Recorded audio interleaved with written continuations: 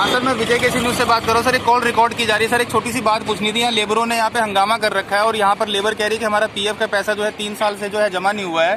क्या कहते हैं सर इसके बारे में?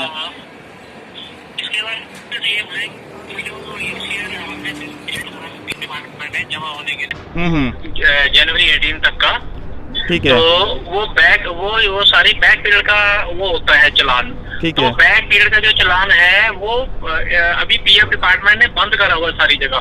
अच्छा जी। तो हमारे डॉक्यूमेंट्स ऑलरेडी सबमिटेड है वहाँ पे। नहीं सर, जो यहाँ पे जो एम्प्लॉइज हैं वो कह रहे हैं कि हमारा पीएफ पिछले 3 साल से जमा ही नहीं हुआ, क्योंकि पीएफ के डिपार्टमेंट जब इन लोगों ने काफ़ी इंक्वायरी करी तो वहाँ पे चला पता कि पीएफ का पैसा जमा ही नहीं कंपनी की तरफ से। हाँ, वो जमा नहीं हुआ था। इनका इंस्पेक्शन भी हुई थी लास्ट टाइम। अच्छा, इन्होंने जमा नहीं किया इसका मतलब? हाँ, जमा नहीं हुआ था। फिर डिपार्टमेंट ने मतलब कंपनी की तरफ से पैसा अभी जमा नहीं है। कब तक का जमा है? अभी जो है उन्होंने क्या कर रखा है कि जनवरी 18 तक का उन्होंने पैसा कुछ हमारे से डिडक्ट भी कर लिया था पीएफ डिपार्टमेंट ने एडवांस में। कुछ पैसा डिडक्ट किया था ना, फुल पैसे अमाउंट तो डिडक्ट नहीं की थी ना, जितने भी एम्प्लॉय सबका तो डिडक्ट नहीं किया ना। पूरी नहीं की थी, उन्होंने जनवरी 18 तक की थी। ठीक है, तो 3 साल का तो सर नहीं जमा हुआ ना अभी तक? हाँ, और जनवरी 18 के बाद आप लगा के चलो 18, 19, 20 का जमा होना है अभी। तो सर ये कंपनी नहीं जमा करना सर, फिर तो कंपनी के ओनर कह रहे हैं कि मैंने पैसा जमा कर दिया, मेरी तरफ से जमा है, और आप कह रहे हो कि जमा नहीं है, और ये कह रहे हैं कि जो आप ही इसके सीनियर हैं, जो आप इस डिपार्टमेंट्स को देख रहे हैं, तो और ऊपर से फिर इसका मतलब कंपनी के मालिक जो है वो झूठ बोल रहे हैं सर। हाँ, 18, 20 जो है अभी उसके बनेगा अभी। तो फिर इसका मतलब कंपनी के ओनर जो है उनको भी क्लियरेंस नहीं है, फिर ये वो झूठ बोल रहे हैं, क्योंकि जिस तरह से अभी बता रहे हैं कि हमारे पैसे नहीं है, चलो 2 महीने की सैलरी नहीं है, तो कंपनी का जो डिस्प्यूट कंपनी का हो रखा है, जो इशू चल रहा है कंपनी का, चलो समझ आता है सर, क्योंकि हम कंपनी के साथ भी हैं, संवेदना हमारी कंपनी के साथ भी है सर। लेकिन फिलहाल जो 3 साल से जो पीएफ का पैसा जो लोगों को जमा नहीं हुआ सर, वो काफ़ी बड़ी अमाउंट है सर, और अब ये पेमेंट जो है नहीं जमा होती तो लेबर यहाँ पर मतलब यहाँ पर उल्टे सीधे मतलब बातें करने भी क्या कि हाँ हम गलत कदम उठा लेंगे सर। तो उसके लिए कौन जिम्मेवार होगा सर? क्या पीएफ डिपार्टमेंट जिम्मेवार होगा या कंपनी के मालिक जिम्मेवार होंगे सर? आपको बात चीज को नहीं, मैं अंडरस्टैंड कर रहा हूँ सर। मैं एक चीज़ अंडरस्टैंड करना चाह रहा हूँ सर कि 3 साल से पैसा जमा हुआ है कि नहीं हुआ, वो आपने कहा कि जमा नहीं हुआ है। उनको पे करना, अगर वो पिछला रहता है तो वो कंपनी के ओनर ही पे करेंगे ना सर, उसमें एम्प्लॉय का तो कोई रोल नहीं है ना सर। जमा है, कुछ पीछे भी जमा है।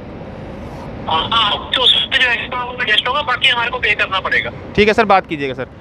तो सुना सर, अभी आपको हमने बताया जिस तरह पीएफ की जो बात थी वो भी हमने क्लियर करी, जो पीएफ कटी हुई पैसे की बात थी, जो अभी कंपनी के ओनर ने, आपने साफ साफ सुना कि पीएफ का पैसा जमा कर दिया है, लेकिन कंपनी के ओनर के द्वारा ही बताया गया कि पीएफ के पैसे को जो अकाउंट्स को सारा मेंटेन करते हैं, जो उनका डिपार्टमेंट है, उनसे जब उन्होंने बात कराई तो सारा कुछ क्लियर हुआ। रिकॉर्डिंग में आपने सुना कि जो पैसा है फिलहाल 3 साल 3.5 साल से जमा ही नहीं हुआ है, और 2016 से सर 2016 से 2018 का जो पैसा है वो भी पैसा कुछ ना कुछ पैसा डिडक्ट करके कंपनी का पूरी अमाउंट 2016 से 18 का भी पैसा पीएफ का जमा नहीं है। वहीं अगले 3 साल की बात करी जाती है, यानी 18 से 2021 का पैसा, तो वो पीएफ का पैसा जमा भी नहीं है। तो अब जो डिस्प्यूट की बात की जाती है वो 3 साल के पीएफ का डिस्प्यूट है और 2 महीने की सैलरी का डिस्प्यूट है। तो कहीं ना कहीं सबसे बड़ी बात जो लेबर की जो नौकरी चली गई है वो तो सबसे बड़ा इशू है, लेकिन जो बात करिए पीएफ के पैसे की, जो करीबन लाख से ऊपर अमाउंट बनती है किसी एक आदमी की, तो वो कहीं ना कहीं बड़ी अमाउंट है। तो कंपनी को विचार जरूर करना चाहिए, और अगर कंपनी किसी दुविधा में फंसी हुई है और दुविधा में फंसाने के लिए सरकार जिम्मेवार है, तो सरकार को भी ध्यान देना चाहिए